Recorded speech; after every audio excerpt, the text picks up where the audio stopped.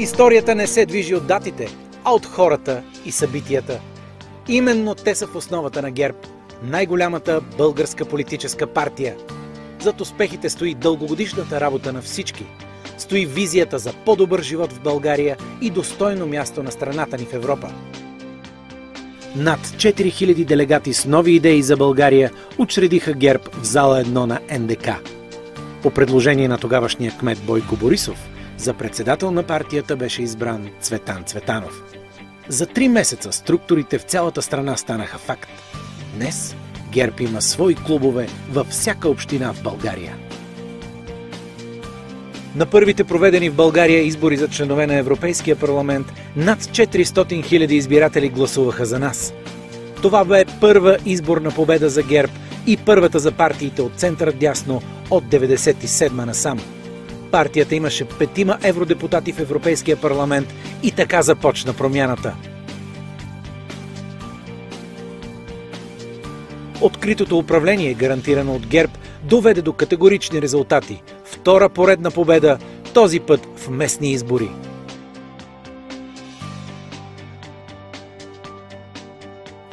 Над 600 делегати от цялата страна учредиха МГЕРБ, младежката организация на партията.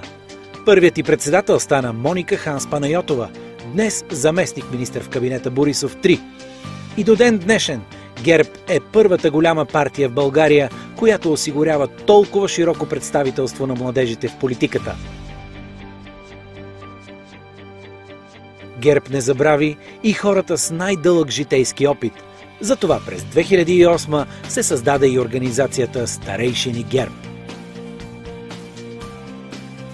ГЕРБ жени.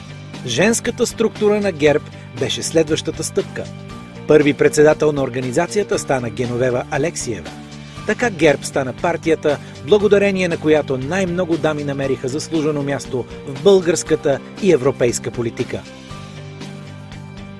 700 учредители от цялата страна, както и много представители на малкия и среден бизнес, учредиха Предприемачи ГЕРБ.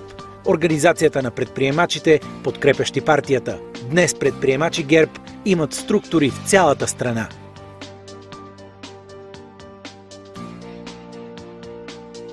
С внушително мнозинство политическото бюро на ЕНП гласува за приемането на ГЕРБ в голямото семейство на Европейската народна партия.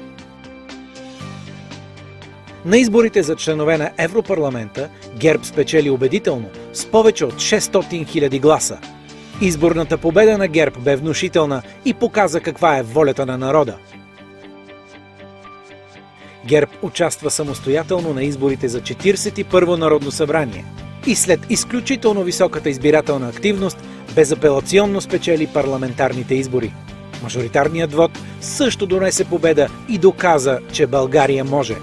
Отново през юли Народното събрание подкрепи с гласуване предложеният кабинет. С това свое решение институцията утвърди Бойко Борисов за 50-тият министър-председател на България. Цецка Цачева пък стана първата жена-председател на Народното събрание. Петата поредна изборна победа стана факт по време на частичните местни избори. В София ГЕРБ спечели още на първия тур, а Йорданка Фандъкова стана първата жена кмет в историята на столицата. На националната конференция на ГЕРБ делегатите с пълно мнозинство избраха за председател на партията премиера Борисов.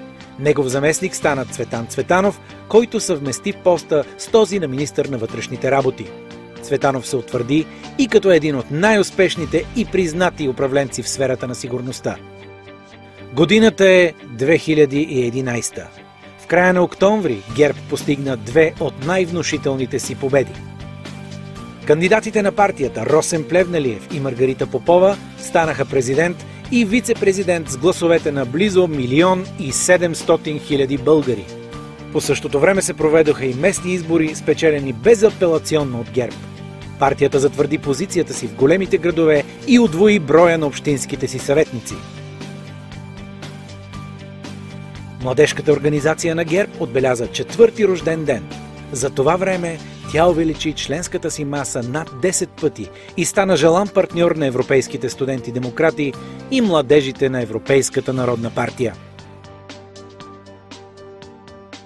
След създаването на над 200 структури в цялата страна, признания от Европейския съюз на гражданите сеньори и важни обществени активности, старейшините на ГЕРБ проведоха своята конференция. На нея Николай Андреев бе преизбран за председател на Националния изпълнителен съвет. Въпреки успешното управление, Бойко Борисов подаде оставка като министър-председател, за да запази гражданския мир в страната. В период на подклаждан от политически противници ескалация на напрежението, лидерът на ГЕРБ показа държавническо мислене и се оттегли с достоинство, за да може гражданите по-рано да дадат вота си за бъдещето на страната. На парламентарните избори няколко месеца по-късно ГЕРБ за пореден път постигна победа, ставайки най-голямата парламентарно представена политическа партия в 42-то Народно събрание. Кампанията на партията стартира с най-голямото политическо събитие на закрито в съвременната история на България. Въпреки близо 15 000 души в построената по време на управлението на ГЕРБ зала Арена Армеец и над 1 000 000 гласове в урните, вотът на избирателите бе подменен. За пръв път в новата история на България гръмна скандал като аферата Костинброд. Чрез нея БСП и ДПС опитаха да разколебаят избирателите. Макар да не успяха, с процедурни хватки и задкулисни договорки, БСП и ДПС взеха властта, за да детронират поставените от ГЕРБ основи на нова България. С качествените кандидатури, точните послания и доверие в Европа, ГЕРБ спечели мнозинството на изборите за евродепутати. През годините ГЕРБ се утвърди силният глас на страната ни в Европа и света. Доказа го подкрепата на лидери като Обама, Меркел, Камерън и Нетаняху. След дълги протести срещу управлението на Пламен Орешарски, ГЕРБ успя да надделее над БСП и ДПС на предсрочните парламентарни избори. През ноември Бойко Борисов състави втория си кабинет, управлявал успешно до края на 2016. През 2015 българите препотвърдиха доверието си към ГЕРБ и силните фигури на партията, които ежедневно работят за развитието на регионите. ГЕРБ спечели местните избори в 130 общини и 23 областни града, побеждавайки БСП дори в големи градове като Сливен. През 2016 ГЕРБ загуби първите големи избори, тези за президент. След сложна, изпълнена с компромати и подмолни номера кампания, партията научи важен урок и успя да остане единна. В тази кампания за първ път у нас фалшивите новини и манипулации взеха превес в онлайн пространството. ГЕРБ стана първата партия, която повдигна темата и до днес опровергава неверните информации и внушения. Сложната политическа ситуация след президентските избори наложи вземането на трудно политическо решение.